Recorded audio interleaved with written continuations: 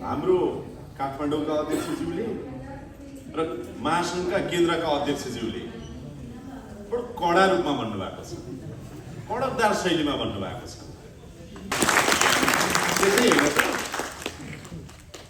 र जगदीश खरेल त जम्मा 2 महिना प्लस भयो मन्त्री भएर आएको। यो सबै समस्या जकडिएको यो 2 महिनामा होइन। मैले सिधा भनौँ यहाँहरूलाई, एमडीएमएस को कुरा म मन्त्री भएर आए लगत्तै मैले सोधेँ, बुझेँ, हेरेँ, पढेँ। भ्रष्टाचारको जालो भित्र पो रहेछ त्यो त।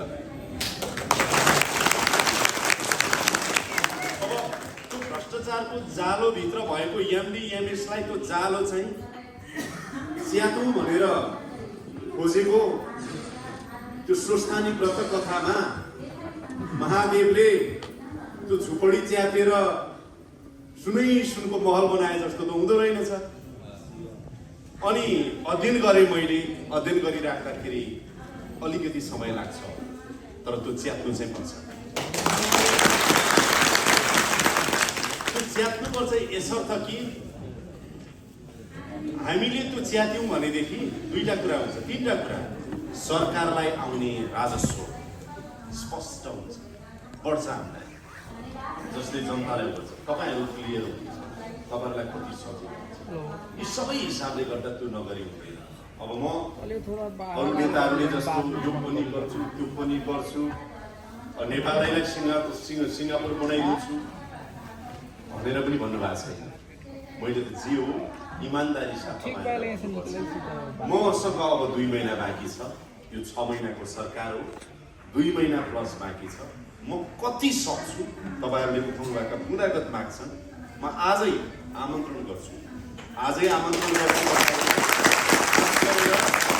नेपाल मोबाइल व्यवसायी महासङ्घको केन्द्रीय नेतृत्व मसँग तपाईँहरू आउनुहोस्, आएर यसको व्यवहारिक समाधान के गर्दा हुन्छ, म मन्त्रालय सम्बद्ध निकायलाई तपाईँहरूसँग राखेर यसको समाधान सरकारको तर्फबाट गर्ने समाधानको प्रयास हामी दुवै पक्ष सँगै रहेर समाधान निकालौँ। यतिखेर सजिलो के छ भने जेनजीको मन्त्री छ।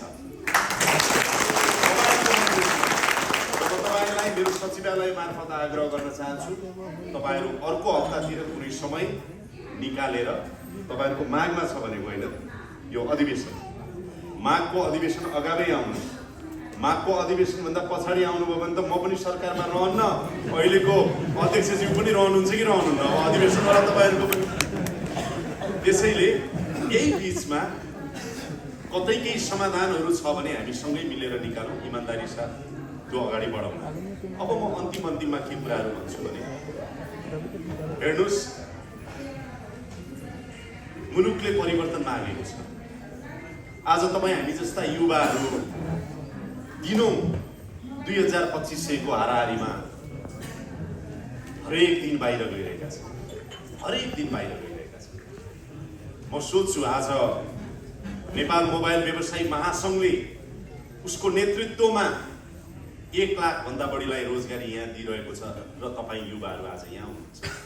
कति युवाहरू यहाँ छन्, ती सबै युवालाई यहाँ राख्न पाएको भए मुलुक त बन्थ्यो नि। यो मुलुक किन बनेन भने राम्रो मान्छे होइन, हाम्रो मान्छे, व्यक्ति, पार्टी, स्वार्थ, सबै कुराले मुलुकलाई ध्वस्त बनाइयो।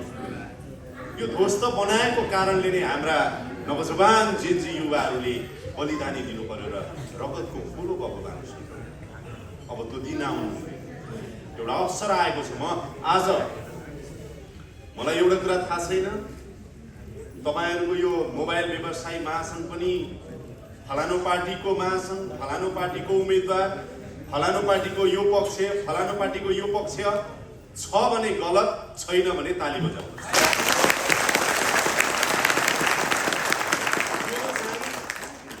नेकपा एमाले, नेपाली कङ्ग्रेस, नेकपा माओवादी, नेपाली कम्युनिस्ट पार्टी, राप्रपा, रासपा, जनमत, जसपा नेपाल, हुँदै उज्यालो नेपाल, यी जे पार्टीहरू छन् यी पार्टीहरूको भातृ सङ्गठन जस्तो बनाउनु भयो भने कहिल्यै पनि व्यवसायीको हित हुँदैन। तपाईँको राजनीतिक विचार आस्था आफ्नो ठाउँमा हुन्छ, हरेक मान्छे कोही कुनै पार्टीको आस्था राख्न सक्छ नि, पाउँछ नि, तर जब तपाईँ यो संस्थामा टेक्नुहुन्छ त्यो संस्थामा टेके पछाडि यसलाई मन्दिर मान्नुपर्छ। म यहाँहरूलाई एउटा सानो कुरा भन्छु, तपाईहरू मध्ये, तपाईँ हामी मध्ये कति त भेज होला, कति नन भेज होला, मासु खाउँला, कतिले बेला बेलामा यसो अकेजनली ड्रिङ्क पनि गर्नुहुन्छ होला, हजुर। तर तपाईँले ड्रिङ्क गर्नुभयो, माछा मासु खानुभयो, त्यस्तै केही खानुभयो भने पनि मन्दिर जाने बेलामा त तपाईँ भोलिपल्ट बिहानै नुहाउनुहुन्छ, शुद्ध हुनुहुन्छ, सगर खाली पेट हुनुहुन्छ अनि मन्दिरमा गइन्छ। त्यसैले यो संस्था पनि त्यस्तै पवित्र बनायो भने तपाईँहरूका माग धेरै सम्बोधन हुन्छ। म आग्रह गर्न चाहन्छु यहाँ, चुनाव फागुन 21 मा हुँदैछ, चुनाव फागुन 21 मा हुँदैछ। हामी के गर्छौँ गल्ती? नेताले यो गरेन, नेताले यो गरेन, पार्टीले यो गरेन, पार्टीले यो गरेन भन्छौँ। 5 वर्षमा चुनाव आउँछ अथवा बेला बेलामा चुनाव आउँछ, अनि त्यो चुनाव आएपछि भोट चाहिँ त्यही खराब व्यक्तिलाई हाल्छौँ अनि 5 वर्षसम्म फेरि सक्दो सराप गर्छौँ। आज म तपाईँहरूलाई नम्र आरोप लगाउन चाहन्छु, अब तपाईँलाई त्यो अधिकार छैन कि सही मानिसलाई भोट हाल्नुहोस्, तपाईँ गलत मानिसलाई भोट हालेर 5 वर्षभरि रुने दिन नआओस्।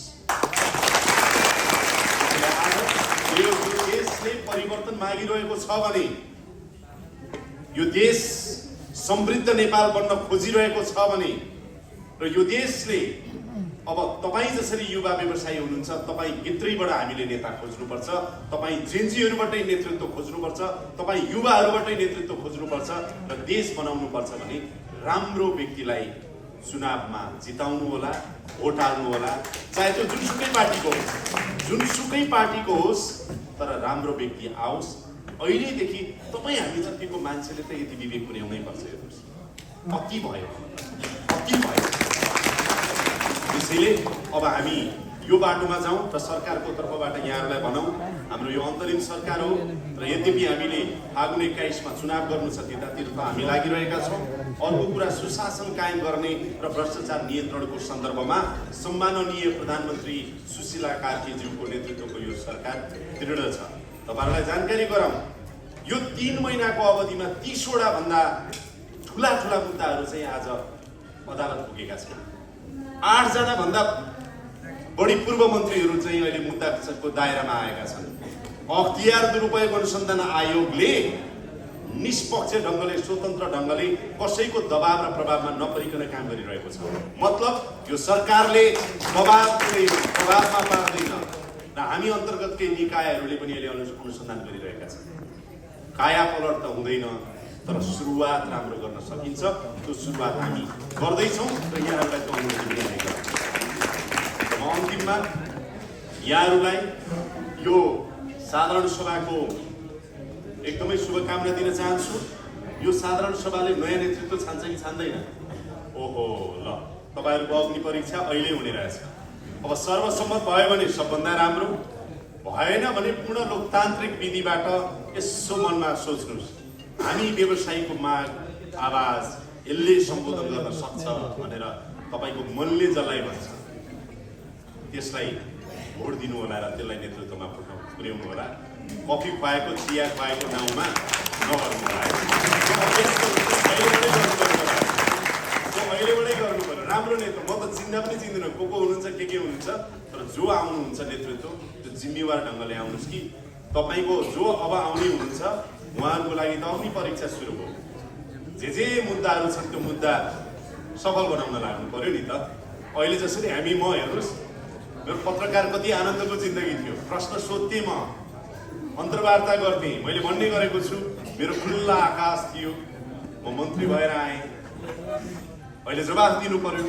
जवाफ दिनु मात्रै पर्ने पनि होइन, हामीले जब सरकारमा आएपछि सुन्नु पनि पर्छ। धेरै सुन्नुपर्छ र धेरै सहनु पनि पर्छ। त्यसको लागि हामी अभ्यस्त हुन जरुरी छ। त्यसैले यसको पनि म शुभकामना दिन चाहन्छु र यहाँहरूलाई को साथमा सरकार आगामी दिनमा यहाँहरूको साथमा छ। हामीले साथमा हुने एउटै मात्र बिन्दु के हुन सक्छ भने देश र जनता। तपाईले पनि देश र जनतालाई सोच्ने, मैले पनि देश र जनतालाई